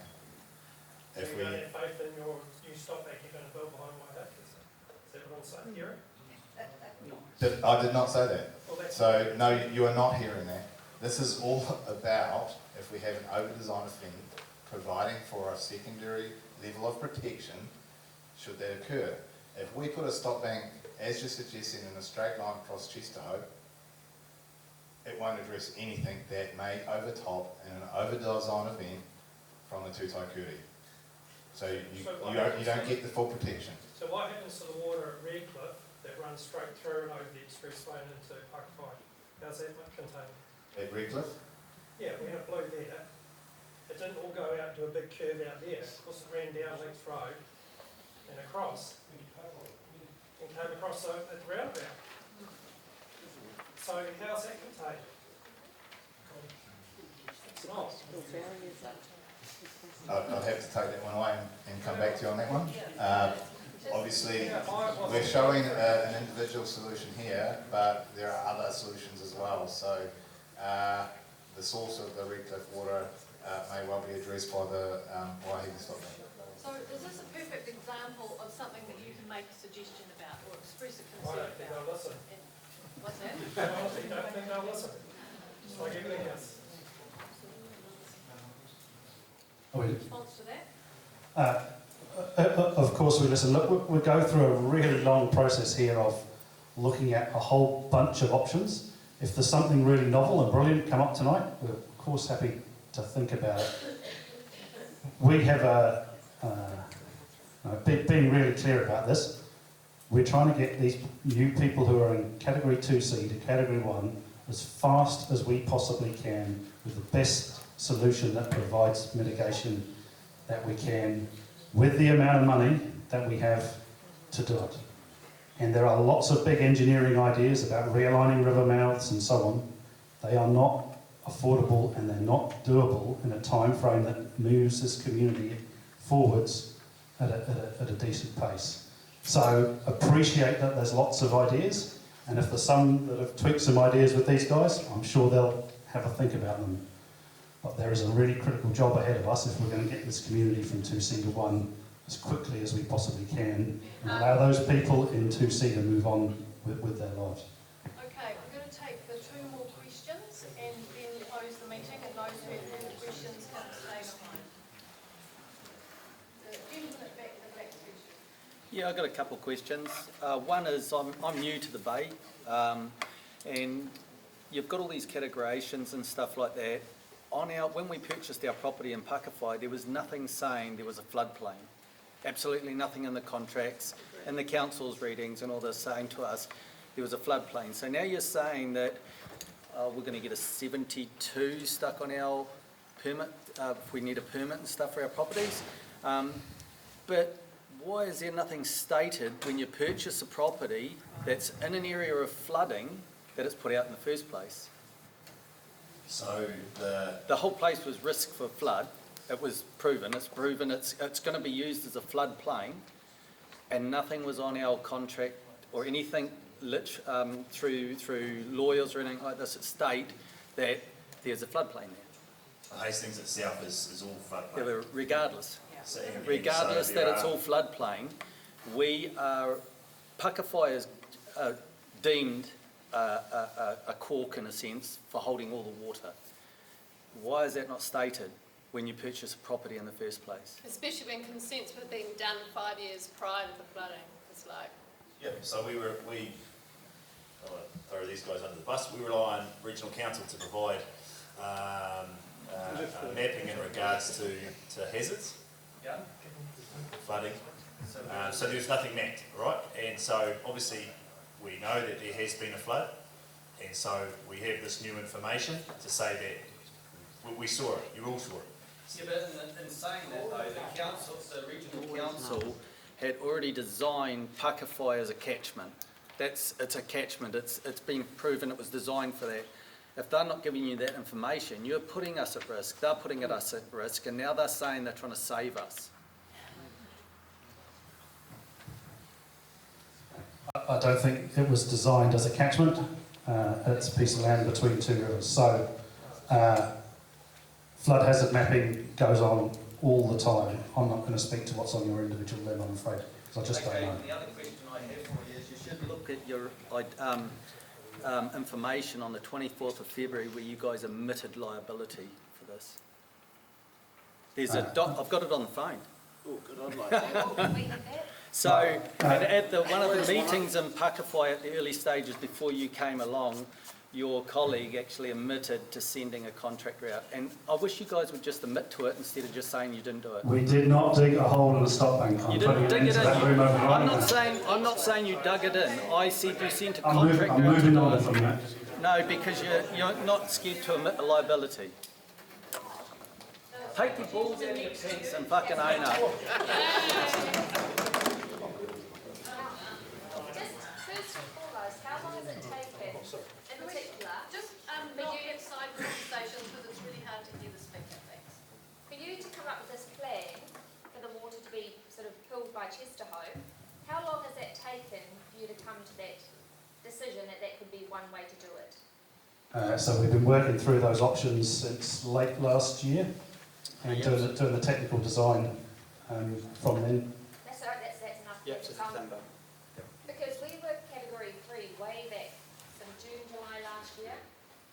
June, 6 weeks before we got rezoned by council, I was told by someone in particular that we were going to be rezoned, and this is exactly what was going to be done in Pakowhai for the water. This plan was in place. So I haven't said anything to anyone in council, but everything she told me has come up on the screen tonight.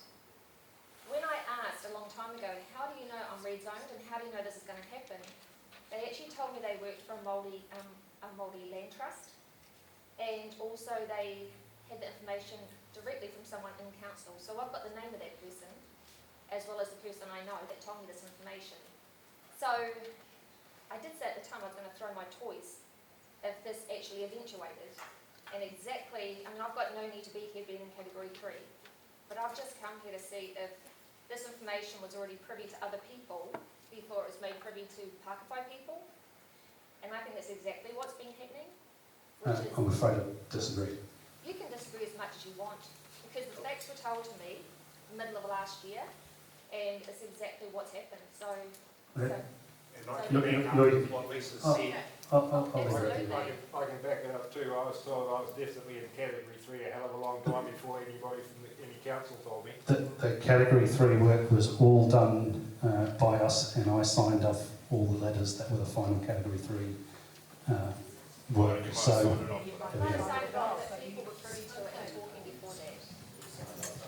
do you have a question? Is there something that you want to happen as a result of that? My question was this information, when was this discussed to happen? I was told it happened at the end of last year, so I'm not sure whether this person I know had a crystal ball, but their position was not on council. but It's impossible to have a conversation about somebody that you've had a conversation with that I don't know who they were. So I've been in this hall several times now, and I've talked through land categorisation. We talked through the early design options for this, and now we're back to talk about the long-term design option. okay, well, I've been in this place now for what? How many months? 15, 16 months? Nowhere to go, nowhere to live, so I think I deserve an answer. And what you're telling me might be true. You might have signed off things a certain time ago, but other people knew that information before we did, and that absolutely stinks. After everything we've been through, you're just adding injury to insult. So I don't need to hear that you've been here doing this so long, because we've all been here doing this for so long too. So I just think it was fair to ask that question, because yeah, you can disagree with me, that's fine. And if I've misunderstood your question, then I'm very happy to talk to you about it I've after got all this. the answers Because I need right now. okay, thank you. Right, on that note, yeah, but I did say... This is hopefully going to help the process. Phil, what's next step? So there's I just don't want to leave here tonight having all these arguments and or differing opinions. If where do we go from here? We need to, because this is not a fait accompli. There's still a whole lot of work to be done to get to the point where they say yes or no. So we kind of need to let that work happen before we decide whether it is a really dumb idea or not. So what do we need to do to get that work to happen, to come up with a more detailed plan and the finer points, which a lot of people here it is relevant to because there'll be landowners that are impacted. Things like drainage, if their property drains to the Waimea and you're going to put a stop bank there, there's issues for those individuals and on their property. So that's high in mind for those people and a hurdle for you. So the sooner that those things get addressed and thrashed out, the sooner we can get on with what we need to do. Yep, so the key part there is concluding our site investigations, and that's the topographical surveys, the geotechnical and geophysical surveys, having those conversations with those landowners so that we understand what happens on their particular land and why what we're looking at and proposing might not work or might not work for them. So the best thing that we can do moving forward is to continue that good dialogue. If there are specific issues, there's obviously the email address there that you can send through your concerns. If you've got photos as to what happened with the water and it doesn't reflect what you're seeing in either the modelling we've presented, you can attach those and provide your descriptions, which will allow us to look at our flood modelling. As I said to the landowners I spoke to last Thursday, is that this modelling is pretty fresh. We haven't really gone through it in any great detail. We've already identified, as I've sort of put up on the slide, some things that we need to look at and consider. But the best thing really is to provide as much assistance as you can and allowing us to be able to gather that information to inform those decisions and those design processes. And a key part of that is having that, I guess, strong conversation as a community is to, we could really do a steer as to whether if everyone's dead set against this, then we have to kind of. But what we want is confirmation that as a community we're supporting the process, supporting the solution that we're looking at, and trying to get that kind of working together to work through this. But it's supporting it, but you guys ain't honest about it, so it's tough to rely on you. The next key steps in here are the detailed design work and they're the negotiations one-on-one with landowners, and we will progress them as rapidly as we can. I just want to say one thing before you wrap up, Nick. Just one thing I would say, I sense there's a different vibe in the air tonight than the last meeting I facilitated, which was back in December.